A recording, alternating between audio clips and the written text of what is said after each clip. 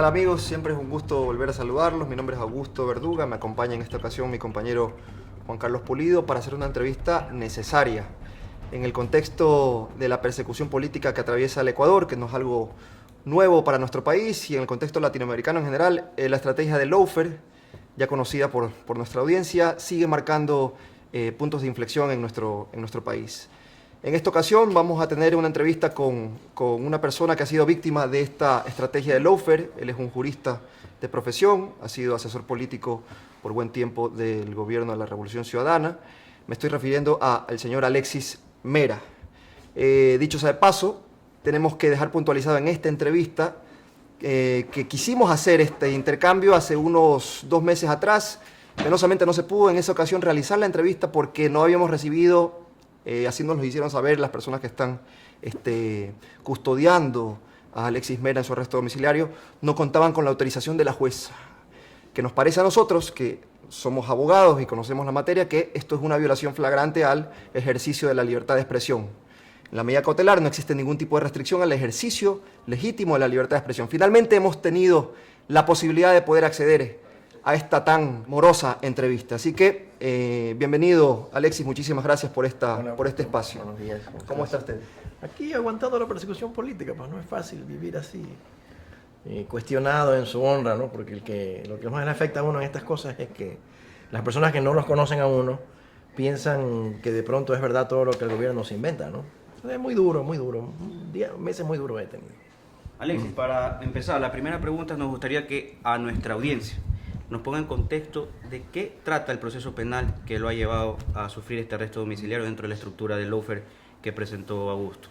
Sí, dentro de la estructura del lawfare, el plan principal del gobierno es perseguir a Rafael Correa. Eso lo tuve claro desde el día que me metieron preso.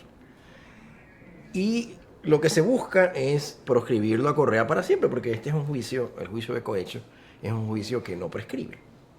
Y puede ser juzgado en ausencia, pero no prescribe nunca. Como sí prescribe el otro juicio por lo que se lo persigue políticamente a Correa. Entonces se descubrieron algunas cuentas ahí de una asistente de la oficina de la presidencia y comenzó a crearse un andamiaje tenebroso diciendo de que había un arreglo entre las compañías contratistas y el gobierno para pagar gastos de campaña. A lo largo de la investigación, la Fiscalía nunca pudo demostrar que se le habían condicionado a los contratistas la adjudicación de contratos a cambio de pagos de campaña. Eso no hay ninguna demostración. Pero la fiscal, un poco por figurar, se metió por el cohecho porque es un delito más notorio, más rimbombante. Pero yo creo que le va a ir muy difícil. Cuando venga y haya justicia en este país, eso se le va a caer. Porque de parte de Correa, pero de parte mía, porque yo no estoy ni siquiera en el andamiaje electoral del tema. No hay ninguna prueba de un condicionamiento, una carta, una cosa. Yo hubiera salido en los medios. O sea que esto es una tramoya ejercida para perseguir y para hacernos daño. Pero precisamente se ha logrado dentro del proceso conectar a algún contratista dentro de los 10 años de Revolución Ciudadana que haya ganado un concurso y que tenga conexión con los aportes. Absolutamente. Es tan absurdo. Y que ese es el fondo, entiendo, del caso Soborno. Es tan absurdo el tema de que imputan a un ex embajador de la República Popular China, que es un gobierno amigo, ¿no? Lo cual me parece terrible que a un embajador le dicten una depresión, por un contrato firmado en el 2008. Entonces, ¿cómo puede decir que un contrato firmado en el 2008 sirva para coimas en el 2012 o el 2016? O sea, ahí eso es absurdo. Es tan absurdo el tema de que imputan a una compañía petrolera, la compañía SUB, de servicios petroleros. Imputan a una compañía de servicios eléctricos, que es esta china, y imputan a una compañía coreana. Pero no ponen a la persona que firma el contrato del otro lado del escritorio. O sea, ¿cómo puede ser que estén los contratistas privados y no están los que firmaron los contratos del sector petrolero, eléctrico? No hay nadie.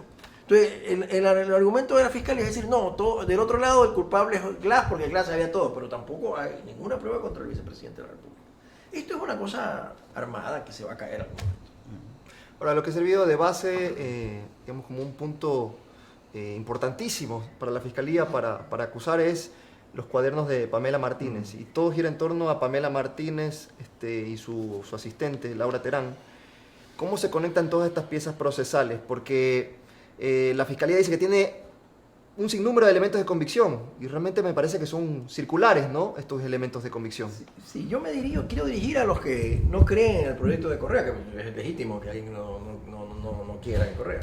Pero lo que sí se ha demostrado aquí es que la señora Martínez estaba a sueldo de unas compañías contratistas, recibía plata de consorcios de gas y hacía horrores, traficaba influencias. Entonces, los que no nos quieren van a decir, bueno, y Correa no sabía. Perdóneme, pero yo le pregunto a todas las personas que no quieren al proyecto o no quieren a Correa, que seguramente serán empresarios.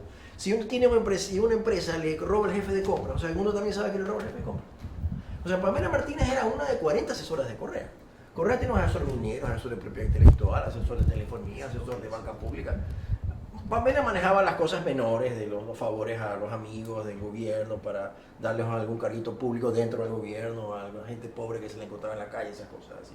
Pero de ella que haya abusado del poder es lo que se ha descubierto, un abuso del poder espantoso de la señora Pamela Martínez. Ahora, ¿qué es lo que pasa? Como ahora hay este tema de la delación eficaz, la cooperación eficaz, que es un instrumento que es útil, pero es útil siempre y cuando no sea un instrumento de persecución y se lo utilice falsamente, porque en la cooperación eficaz la persona puede disminuir su condena. O sea, Pamela Martínez está condenada, pero tiene 40 cosas en contra de ella.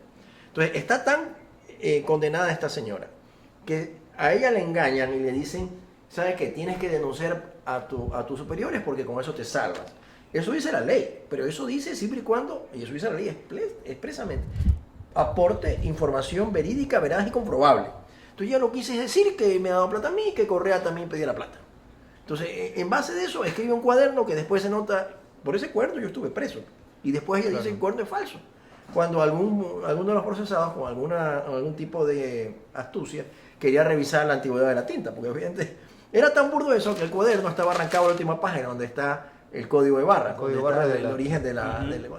arrancan la parte última del cuaderno y con eso es la gran prueba contra mí. Con eso voy yo a la cárcel y sigo arrestado por ese cuaderno. Cuando se descubre que el cuaderno es falso, yo pido que me revoquen la medida cautelar, no me la revocan, bueno, tengo que aceptarlo. Pero esa historia del cuaderno es totalmente falsa, es parecida a la Argentina, por eso aquí hay una réplica de procesos internacionales. A Cristina Kirchner le hizo lo mismo, le hicieron un cuaderno que ya creo que también está medio desvirtuado. Acá también inventaron un cuaderno que está desvirtuado. Al presidente Correa le quisieron meter preso por uso de aviones, también a Cristina Kirchner. Es una cosa media parecida. A Lula también le inventaron, porque incluso hasta la gente que odia a Lula sabe de que este tema de la investigación que ha aceptado un departamento, pero ya aceptó un departamento, tiene que ir a vivir ahí, pues no ha vivido nunca. Ni está su nombre. Como una persona dice, no, es que aceptó, es como Pamela Martínez, como una persona dice, no, aceptó el departamento. Claro. Creo que era Porto Alegre, ya es culpable y está preso de 2 años. Son estas cosas que están pasando, que es una agenda internacional, ¿no? También. Se ha incorporado también, lo veía en la cuenta suya de Twitter, un documento de un supuesto recibido de ciertos fondos pero que no tiene una firma de responsabilidad. Eso fue presentado en la audiencia preparatoria de juicio como uno de los elementos. Es impresionante cómo la Fiscalía dice que tiene 800 elementos de convicción. Eso es mentira. Un elemento de convicción es mi nombramiento. Otro elemento de convicción es el nombramiento de Correa. Otro elemento de convicción es mis cuentas del SRI, que dicen que viví pobremente a los 10 años. Otro elemento de convicción son las cuentas de Correa. O sea, ella pone lo que sea como para llenar y decir que hizo 800 informes. Y el procurador repite los informes 20 veces por cada imputado. Entonces, si repite 20 veces cada informe, por los 20 imputados le salen 400. Claro. Es una mediocridad terrible. Una mediocridad terrible. Alexis, la traición es igual de vieja que la humanidad, pero yo creo que es necesario hacer un mea culpa.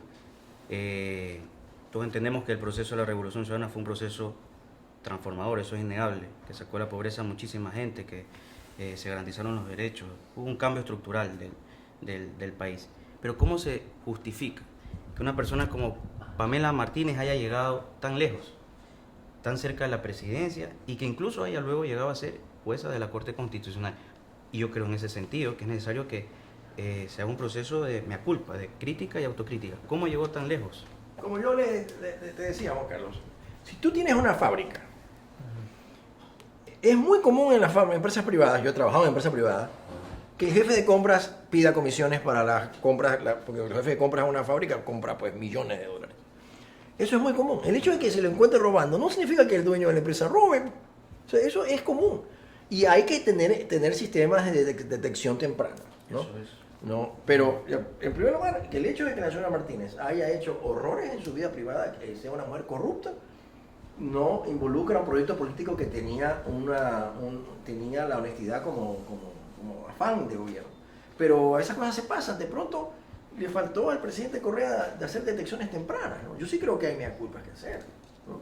Le faltó hacer detecciones tempranas. O sea, hasta en el Vaticano Claro. hay corrupción. Claro. O sea, es un tema, vamos, producto del sistema también, el mundo en el que vivimos, donde hay Ya estas que el número informaciones. 2 del Vaticano está preso en una cárcel. O sea, ni el Papa se salva, ¿no? El número 2, que es un buen hombre, y no digo que sea culpable, ¿no? Creo que no es justicia, pero está preso por abuso sexual. En Australia, de toda la cara, pero era el número 2, manejaba las finanzas del Vaticano. Entonces no me van a decir que todo el mundo es corrupto. Ha habido fallas en detectar ciertos abusos, evidentemente sí. Yo creo que el problema de Correa es con la dinámica del poder.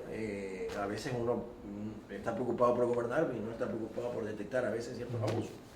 Sí, yo creo que fue un error. Y el hecho de no ser abogado a Correa le afecta. Y la recomienda a Pamela Martínez a la Corte Constitucional. Yo jamás lo hubiera recomendado porque la conozco a la señora y no tenía pues ni para ser jueza de primer nivel, ¿no? Peor para ser jueza constitucional. Pero obviamente, pues como yo me llevaba muy mal con ella, esa es la razón por la que me mete en sus cuentas, a mí mi opinión no era escuchada, ¿no?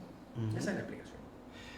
Respecto, hablemos un poco sobre el tema de los chats, que a mí me parece que fue una bajeza de la Fiscalía, por más bajo que pueda considerarse. Lo cierto es que esos chats privados que se reflejaron entre usted y el expresidente Correa, hay una alusión al presidente Moreno. ¿Qué pasó con Moreno? Porque ahí como que parece identificarse que Moreno no estaba cumpliendo el rol que debía como futuro candidato a la presidencia. Usted tenía ciertos reparos respecto a él. ¿Qué pasó con eso? Hay que hacer un mea culpa también. Tú dijiste de entrada que yo era asesor político del gobierno anterior. Yo fui Asesor jurídico, sí, perdón. Porque si hubiera sido asesor político nunca hubiera aceptado que Moreno sea candidato. Porque Moreno era un hombre de derecha, siempre lo fue. Moreno era un hombre. Tú hablabas con el vicepresidente Moreno, muy simpático, muy agradable, pero un hombre de derecha, un hombre que no creía que había que respetar las instituciones creadas, la iglesia, la prensa, que había que atender a los ricos con preferencia a los pobres, esas cosas que tiene la derecha. Un hombre estructuralmente de derecha. Muy ligado a las cámaras también, de la Cámara de Turismo. Muy ligado a las cámaras, siempre le contestaba la llamada a todos ellos. Entonces, una persona así no encajaba en un proyecto político como el que teníamos. Fue un error, creo que fue un error. Yo también me opuse a eso, pero bueno, es difícil. El problema es que yo no quiero criticar a Correa porque hay una frase que dice que después de la guerra todo el mundo es general. Entonces hay que ir a la guerra. Entonces es difícil tomar decisiones en esas estructuras. A Moreno yo creo que habían algunas alertas tempranas para no haberlo candidatizado. Wikileaks reveló que era un informante permanente de la embajada en el gobierno del presidente Correa, y además algo que hizo público en una investigación en el marco de la campaña de Jekyll City, un medio de comunicación digital también como La Colmena, hizo público que, por ejemplo, había tenido más de 2 procesos laborales de trabajadoras remuneradas del hogar por maltratos, despidos intempestivos. Eso es incompatible con el representante de un proyecto de izquierda. O sea, desde ahí ya son una alerta. Y entonces, ¿cómo se candidatizó a alguien así? Yo creo que Pero la gente que todos estamos laboraba pagando por ese él, error porque... no, eso no es culpa de Correa. Todo el sector de más de izquierda del gobierno apoyaba a Moreno porque garantizaba una continuidad, ¿no? Pero no, eso no es culpa del presidente Correa. Si yo le dijera a todos los que estaban a favor de... Porque Moreno hasta el nombre le ayudaba, porque su nombre lo insinuaba que era de izquierda, pero de izquierda solo tenía el nombre. Eso fue un error evidentemente. O sea, yo no lo hubiera aceptado, pero yo no decidía, yo no tenía... Usted dijo algo que Lenin era un hombre de derechas, pero a la izquierda también dura. A usted lo considera un hombre de derechas por haber trabajado personalmente con el ex alcalde y expresidente del Ecuador, León Febres Cordero. ¿Qué podría decirnos de esos vínculos con la derecha social cristiana guayaquileña y luego su trabajo con la Revolución Ciudadana y creencia, porque lo hemos escuchado y usted cree en el proyecto de Revolución Ciudadana? ¿Cómo se puede creer en León Febres Cordero, pero también creer en los postulados de la Revolución Ciudadana? El otro día le decía a mi buen amigo Javier Ponce Ceballos, le decía, mira, yo cuando trabajaba con Febres Cordero, me acusaban de que era la izquierda escondida en la alcaldía de Guayaquil. Ahora que trabajo con Correa, me consta que soy la derecha escondida con Correa. Él me decía, tu problema es que nunca has sabido cuál es tu lugar. Entonces esa es la vida, o sea, tocó. Obviamente me tuvieron desconfianza en la época de Flores Cordero. Gané amistades porque obviamente uno se demuestra con su trabajo y su honestidad. Lo mismo fue acá, me tenían desconfianza y uno gana con la autenticidad y con el servicio que uno hace, ¿no? Ese fue. También dentro del tema de los chats está lo de Rosana Alvarado, que este es un personaje también medio oscuro en todo este proceso. Yo quería preguntarle cuál es su opinión sobre Rosana Alvarado y sobre Walter Solís, porque entiendo que ese intercambio que tuvieron fue sobre el tema de la salida de Walter Solís. Ese es un tema muy puntual que no debió haberse. El problema es que la Fiscalía cometió un delito grave, que es extraer conversaciones que no tiene por qué extraerse, porque eso no tiene nada que ver con el proceso de soborno. Claro. ¿Qué tiene que ver mi conversación con la señora Rosana Alvarado o mi conversación con el expresidente Correa? No tiene ninguna relación, pero es por ganas de hacer daño, de minarnos nuestra credibilidad política. Yo lo que conversaba era un tema muy puntual, nuestra conversación con Rosana. Yo a Rosana le tengo unas consideraciones personales, siempre se las he tenido y se las tengo aún. Más allá de su paso por el gobierno actual, le tengo una enorme consideración. Y había una discusión adentro del gobierno de Moreno sobre una medida cautelar que se había iniciado contra el señor Walter Solís.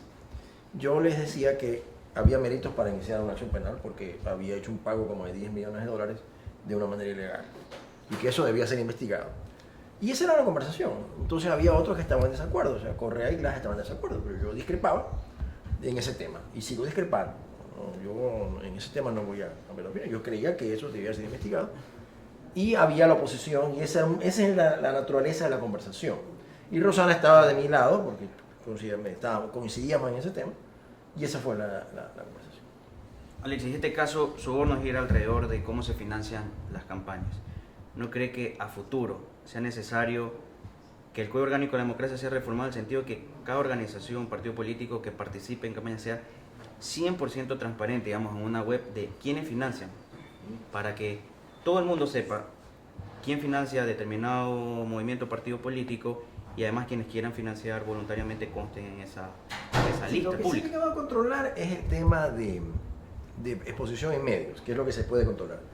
Lo que no se ha controlado aún es el tema de caravanas, porque es un tema que requiere mucho control de efectivo. Entonces lo que ya se hizo es que nadie tiene más espacio en medios que no sea... el pautaje que regula el CNE. Lo que no se llega a controlar es quién lleva más gente, porque no nos engañemos, hay concentraciones que son pagadas. No nos engañemos, esa es la política mundial, no sé, o latinoamericana.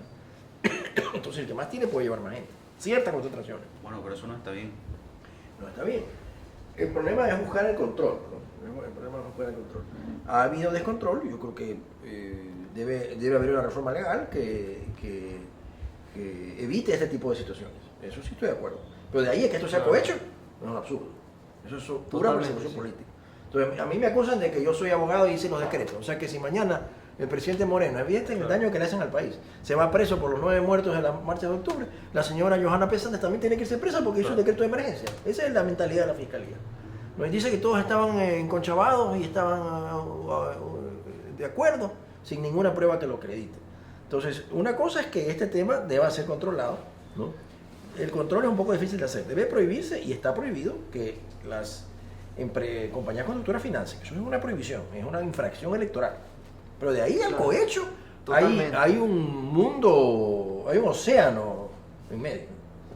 O sea, los que conocemos algo de derecho sabemos que no hay conducta penalmente relevante ahí, porque penalmente relevante fuera si es que está ahí la ruta del dinero, claro, cuáles son los nexos y todo. Pero ahora usted que ha tocado el tema, ¿considera que hay responsabilidad política en este tema? Está armado. Los archivos que ahí los tengo están cortados. O sea, ¿por qué solo sale Viviana Bonilla en la campaña y no la que Augusto Barrera? O sea, que Augusto Barrera no financió su campaña. Y fue más cara la de Augusto Barrera, porque Augusto Barrera estaba más cerca de llegar a la alcaldía y supongo que le gastaron más dinero. La señora Bonilla pues estaba en una pelea pues desigual y una pelea perdida con el señor Jaime Nebot, y los recursos, supongo yo, porque yo no manejé eso, pero mi sentido común me lleva a pensar que esos son recursos limitados. En cambio, Barrera estaba a punto de perder la alcaldía, ¿no? Por su incapacidad. Y el gobierno hizo todo el esfuerzo por ayudarla. Entonces, ¿por qué no está Barrera? ¿Por qué no está la plata de Barrera, la plata de los concejales, las personas que dicen que recibían dinero? ¿No? Esto es un poco de regionalismo también, ¿no? Es un poco la teoría del mono ladrón. Yo creo que hay un poco de regionalismo. El caso se corta en determinada No fecha corta, y no se ve la campaña del propio Lenín No Moreno. sé bien, pues yo tengo los archivos, se los puedo enseñar que están cortados. Cuando comienzan a decir quién paga para qué cosa, pues se corta.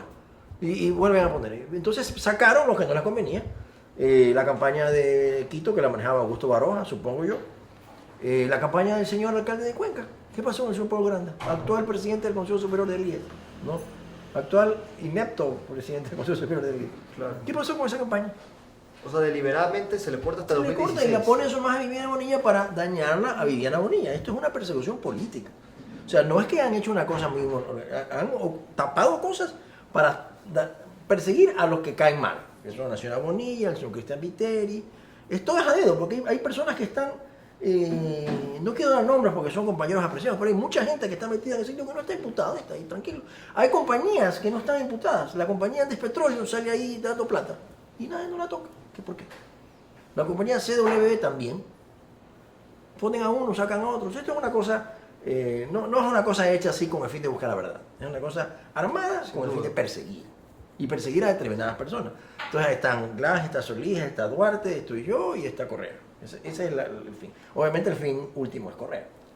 Y tapan a los amigos, ¿no? Supongo que ahora... Algún día ojalá pueda revisar los verdaderos archivos, a ver qué más está, porque yo no tengo la menor idea. Ahora, hay otra inquietud que tenemos respecto a estas presiones del lobby que son absolutamente tradicionales y comunes en América Latina. Eso es una realidad innegable. ¿Qué opinión le merece a usted que en países como en Chile, por ejemplo, rija una ley del lobby que obliga a los funcionarios, a los diputados incluidos, a informar en un portal de acceso público sobre las reuniones mantenidas con los distintos grupos empresariales?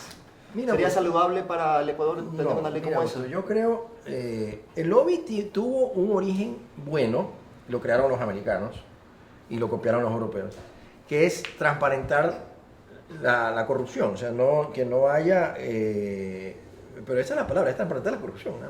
Que no haya estos pedidos de personas, que no haya gente que ingrese a las oficinas de los ministros, hay gente pues que es conocida que hace esas cosas y que hay mucha corrupción de por medio.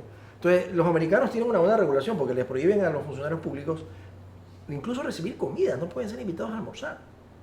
No pueden andar en un avión privado de la compañía petrolera, no pueden ir peor de viaje, como iba Pamela Martínez, que se iba de viaje cada vez y cuando por Odebrecht.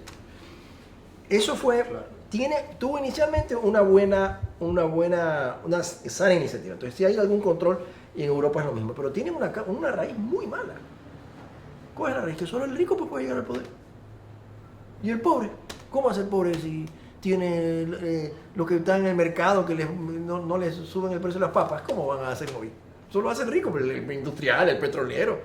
En Alemania dicen que los honorarios son $600 la hora por servicio de lobby.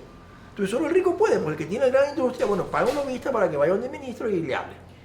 A mí me parece interesante, por ejemplo, la experiencia que Antanas Mocus, el exalcalde de Bogotá, en Colombia, implementó para romper el lobby, sobre todo el clientelismo político que forma parte de la cultura de la política electoral y del burguesa, digamos, de Latinoamérica, que la nueva izquierda tiene como desafío romper. Y el ejemplo que puso Antanas Mocus me parece correcto, que es transparentar su agenda pública y que hayan audiencias públicas. Con quien sea que las pidan, son audiencias públicas para determinados días. Todo el mundo lo conoce. Y si son personas, supongamos que venga alguien ya de dudosa procedencia, que se sabe qué tipo de favores o pedidos le va a hacer a esa administración pública, se las niega motivadamente, pero que todo el mundo conozca que es un trámite administrativo reglado por la ley para saber a quiénes se reciben o no en audiencias públicas y así por llevar a la práctica esto que se conoce como gestión de puertas abiertas y poder democratizar el acceso a las autoridades, a los ciudadanos de pie. Supongamos un ministro de Trabajo. Tiene que, eso es sagrado para un ministro de Trabajo, que atienda a los trabajadores. Entonces tiene que fijar un día a la semana para recibir a los trabajadores y también a los empleadores de forma ordenada, porque así es que se puede, desde una perspectiva de izquierda, cogobernar con la ciudadanía, con los movimientos sociales y llevar a la práctica este cliché de la participación ciudadana. Hay que ponerlo de forma reglada y escrita y en la práctica. Yo no sé qué decirte, porque el problema de las cosas públicas, o sea, estoy de acuerdo con el concepto también, el problema de las cosas públicas es que uno en el coloquio privado tiene más libertad de expresarse. Entonces, fíjense lo que pasa con los chats que me sacaron, solamente porque teníamos un coloquio privado y tenemos expresiones a veces que no son habituales en mí, sale como una gran noticia. Entonces, cuando uno está en privado, tiene más posibilidad de desarrollar una idea que en público, delante de la gente, con cámaras. No sé qué decir. Tal vez con el nivel de ministro de Trabajo sí. Pero yo, por ejemplo, en el juicio probé que yo no recibía contratistas. Yo creo que nunca entró un contratista en mi oficina. Yo no tenía por qué recibir porque era abogado del presidente. Entonces, en ninguno de esos 8 compañías, 14, ninguna pisó mi despacho. Eso lo probé con 20 testigos, pero igual estoy aquí guardado. Es que esto de los lobbies era tanto de la cultura ecuatoriana que nosotros como abogados sabemos. Por ejemplo, cuando yo era estudiante de Derecho, en los pasillos de la corte era de pleno acceso los despachos de los jueces y podían cualquiera de las partes ser atendido por el juez y le tocaba la puerta y se lo recibía. Luego, por suerte, vinieron las reformas, se creó el Código Orgánico de la Función Judicial y siguieron que un juez no puede atender a una de las partes si no convoca a la otra para que también esté presente. Pues imagínense la injusticia solo recibir una de las partes, eso es obviamente corrupción. Entonces, ese ejemplo hay que, desde mi punto de vista, los jueces se migrarlo a todo, hasta el subsecretario, director regional, ministro e incluso al presidente. Buen ejemplo de esto ponía el derrocado por un golpe de Estado, y expresamos nuestra solidaridad al pueblo boliviano, a aquellos hermanos que nos vean, por lo que subió el compañero Evo Morales, pero él gobernaba con los movimientos sociales, despachaba más de una vez a la semana, de 6 a 8 de la mañana, con ellos, públicamente en el despacho ahí presidencial. Madrugaba Evo para reunirse y rendiéndole cuentas y gobernando, construyendo políticas públicas con los movimientos sociales que hasta ahorita están en la calle tratando de defender lo que queda de democracia. Difícil, un desafío tremendo para la izquierda latinoamericana en general, pero qué faro que es Bolivia, ¿no? En ese sentido. El autogobierno colectivo ahí, casi como el ágora en la antigua Grecia. Doctor Mera, ¿usted volvería a la función pública luego de todos estos atropellos? Mira, Augusto, yo creo que en esta persecución sí me han afectado tanto mi vida privada, me han quebrado, que ahorita no quiero saber. Porque me han destruido anímicamente también, ¿no? Se destruyen. Yo diría que no, pero bueno, quién sabe, pero no tengo ganas de regresar al poder. Y en ese sentido, luego de que cuando se haga justicia, ¿usted demandaría al Estado por reparación de los daños? Vamos a ver, los abogados no debemos inventar estrategias. Quiero preguntarle sobre esa forma de recuperar, la vía más idónea para recuperar la patria. Algunos dicen que es la vía de la Asamblea Constituyente, otros dicen que la defensa de la Constitución de Montecristi es lo único de lo que nos podemos asir para seguir luchando en contra del neoliberalismo. ¿Cuál sería, en palabras de Alexis Mera, la vía correcta para poder contrarrestar esta arremetida neoliberal? Yo creo que Lenín Moreno no va a poder gobernar porque la economía no le da. Y él debería tener la responsabilidad y no tiene liderazgo, tiene 12%, 85% de rechazo. ¿No? Esto no es ser terrorista ni conspirador, pero hay un mecanismo constitucional que es el de llamar a elecciones anticipadas. No, porque se necesita ya un liderazgo más fresco en este país. No, ya, desgraciadamente, el presidente Moreno, no por sus contradicciones, no puede ya gobernar, no tiene la capacidad de gobernar. Debería haber unas elecciones anticipadas que gane lo que el pueblo legítimamente quiera. Y se cambia, yo no creo en una asamblea constituyente, no creo, porque este país ha tenido 20 o 19 y no quiero ir a la 21ª. Yo en lo personal jamás la voy a apoyar, aunque ganemos las elecciones. O sea, no estoy de acuerdo, porque no puede ser que este país tenga que renacer cada 10, 15 años como ha sido desde los inicios de la República. Yo creo que hay que cambiar las instituciones con la Constitución de Montecristi, como tú decías, Augusto.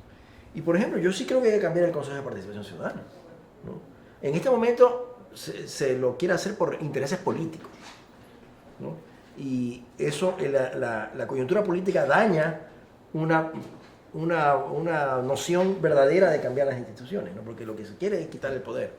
Pero sí creo que debería el poder político nombrar a las autoridades de control. Yo no creo que un consejo ese sistema de elección nunca estuve de acuerdo, inclusive cuando se lo creó. Eso fue novelerías de Alberto Acosta y de Falconi, que lo convencieron a Lo correr. replicaron de Venezuela, me parece. Es una velería de gente que en su vida ha administrado nada. No. Entonces, yo creo que el Congreso debe ser quien elija, con oposición, con un sistema de méritos de oposición y de audiencia pública, como es Pero fíjense usted, estos audios ya por todos conocidos, estas otroras conversaciones que tenía Nebot, ¿no? Con algunos personajes de la política de triste recordación. Hermano, tú me pones ministro, yo te pongo el contralor, no es eso precisamente lo que se quería combatir pero que haya, este Consejo por lo de menos que Participación haya Ciudadana. visibilidad pública, sí, pero el Consejo de Participación Ciudadana O sea, se repartían los puestos ahí entre... tampoco era una cosa muy no fue una cosa muy idónea, ¿no? No. Yo estoy de acuerdo que no fue el Consejo de Participación Ciudadana una buena idea. Yo creo que por más que haya pactos de trastienda, por lo menos que esos pactos de trastienda salgan a la luz y haya oposición pública. Si alguien sabe que este candidato, el señor Nebot o el señor Lazo, tiene algún problema, que se lo sepa. Ahora con las redes, pues todo el mundo sabe la historia de todo el mundo. Todo el mundo tiene acceso a la información. Y si tiene observaciones, que se Claro, caiga. es una ventaja. Yo creo que el sistema de elección de jueces en la Corte Suprema Americana es muy bueno, porque más allá de que estamos con gobierno republicano, o sea, que nomina a una persona, esa persona es investigada desde los 12 años, ¿no? Al último candidato le descubrieron pues que se había emborrachado en una fiesta a los 25 años. Qué bestia, increíble. ¿No? Entonces, y que en la fiesta pues se había querido sobrepasar con una chica. O sea, así es el sistema. Y eso es lo de menos, pero uno tiene que estar su vida descubrir al público y a la historia. Yo creo en eso, no es mi opinión personal, no es la opinión del señor Rafael Correa. En Bolivia a los miembros de la Corte Constitucional se los elige con por el voto popular. Sí, yo no creo en eso. Yo estuve en Bolivia los días previos a la elección y yo no creo que los jueces deben ser elegidos por voto popular, porque la democracia electoral no tiene nada que ver con las decisiones de administrar justicia, porque el administrador de justicia puede ser que tome una decisión en contra de la mayoría si la persona es inocente o culpable. Pero si este es el ya conocido debate de la democracia versus constitucionalismo. Usted se decanta más bien por el tema de que los jueces tienen que frenar este poder a veces arbitrario de las mayorías. Claro, no puede ser que ganen los juicios públicos. No, si no, pues estamos como en la época de Jesucristo, donde decían, mátenlo. No, Alex, yo ahorita voy a hacer una pregunta y es como medirlo políticamente desde la ideología de las izquierdas. Algo que está pasando en Latinoamérica y que nos está demostrando es que la democracia liberal burguesa tiene unos límites. En el caso ecuatoriano, ¿de qué sirve ganar una elección si te pueden meter preso a través del lawfare, como le ha pasado a la prefecta de Pichincha? En el caso chileno, ¿de qué sirve una democracia liberal donde solo fueron a votar cerca de 18% del padrón electoral y vemos movilizados a millones de chilenos en las calles donde prácticamente todos los días les revocan el poder a Piñera? Entonces, en ese sentido, yo creo que el mundo debe repensarse los límites de la democracia liberal burguesa, de cómo se elijan a las personas, porque debe de una u otra manera democratizarse la democracia y evolucionar a una democracia más comunitaria, donde cada vez la gente tenga más participación, incluso aprovechando las nuevas tecnologías. Y entonces, algo que sí es fundamental a futuro repensarse es eso, una democracia más radical, más participativa, pero sobre todo comunitaria, y que no tenga tanto poder la democracia liberal burguesa representativa. ¿Qué opinión No, Carlos, le yo tiene estoy usted? totalmente de acuerdo contigo. Y estamos viviendo un cambio que va a ser fascinante, porque es el cambio de la manera de vivir la democracia clásica, ¿no? O sea, en Chile ha habido una democracia clásica, ha habido elecciones y la gente no está de acuerdo con el sistema, porque no se siente representada. Pero esto está cambiando. Sí, el régimen. increíble. Pero vean Bagdad, vean Hong Kong, vean Kabul, vean París, vean Quito, en todos lados. La gente está queriendo expresarse de otra forma y esas expresiones hay que encauzarlas. Pero dentro de un sistema electoral, yo no creo que haya un sistema mejor que el electoral. El sistema electoral debe dar una respuesta a eso. Y como ahora ya no dependemos de los factores reales de poder, como cierta prensa, para ganar una elección porque están en las redes, se puede llegar por ese lado. Esa es mi manera de pensar. Yo sí creo que la democracia electoral debe seguir, pero transformada con la mayor información que ahora se tenga, ¿no? Ahorita que Por ahí va el tema, porque es que conectando la idea de Juan Carlos y la idea de Alexis, Fíjense ustedes que inclusive en Suiza me parece que se tiraron abajo una consulta popular porque la Corte había establecido que no se había desarrollado un robusto debate público en torno a ese específico tema de la consulta. Entonces, el riesgo de esta, digamos, de concebir esta democracia participativa sin la información de por medio es que, por ejemplo, se aprueba una consulta como la del 4F. Entonces se llenan la boca Lenín Moreno y todos estos traidores. Dicen, que somos los más miren, ahí está el pueblo expresándose en las urnas, en la consulta popular. Esos son los riesgos de ejercitar una democracia directa o participativa cuando la sociedad no está lo suficientemente informada. No, pero no se me confunda. Por tanto, los jueces son necesarios. Es que yo no me refería a ese tránsito necesario de una democracia liberal burguesa del voto, migrar a una democracia directa, que es la consulta popular, y convocar permanentemente al pueblo cuando se necesite resolver algún asunto de interés público, algún cambio. Yo me refería a una democracia permanente, comunitaria. Hoy las nuevas tecnologías nos pueden permitir que el mismo poder constituyente, ese que está activado en las calles de Bogotá, de Chile, se puede expresar de forma legítima a determinados asuntos. Entonces, porque pensando en Negri y gente que piensa este tipo de cosas, cuando tanta gente está en las calles, eso ya no es necesario una asamblea de Montecristo, una asamblea eso es el poder constituyente. Es el pueblo en las calles manifestándose. Entonces, hay que pensar, ahorita no vamos a poder resolver en esta entrevista, pero hay que pensarlo, es lo que queríamos abrir el debate. Ese ¿no? es el siguiente punto. El siguiente punto es ver cómo se encausan esos procesos. Exacto. Porque en Chile no hay conductor de la sociedad. Sí, exacto. Hay la gente que reclama, pero no hay quien conduce el proceso. Exacto. Y luego el rol también de los medios comunitarios, ¿no? Por eso el desafío de los medios de comunicación. Eso que iba a hacer una pregunta, los medios de comunicación. Sabemos de que Coavisa también quería una entrevista, así como tiene la colmena con usted, ¿por qué escogió la colmena y no a Coavisa? O sea, yo prefiero en vivo, ¿no? Prefiero entrevistas en vivo porque no hay edición. En cambio, en los medios no le ponen lo que quieren poner. Claro. Yo solo voy a entrevistas en vivo. Bien, otra pregunta un poco ya más ajena a la coyuntura. ¿Cuál es para Alexis Mera su principal referente en lo político y en lo jurídico? Buena pregunta. En lo político, yo soy un admirador de Simón Bolívar. ¿No?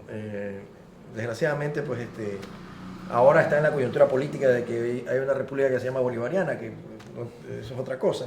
Pero Bolívar me parece un ícono de un hombre que dejó todo por sus ideales.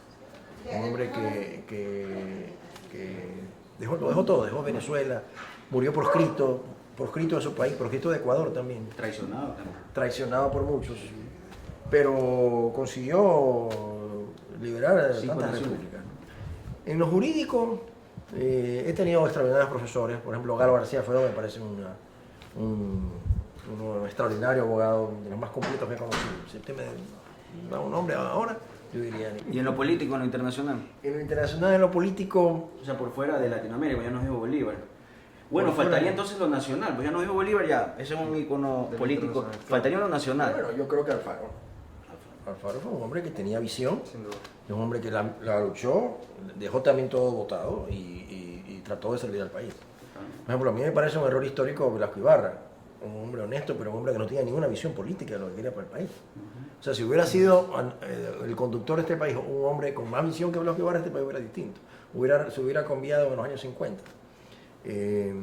Pero Alfaro. De ahí a nivel internacional, hay hombres extraordinarios. Yo creo que Ho Chi Minh es un hombre extraordinario.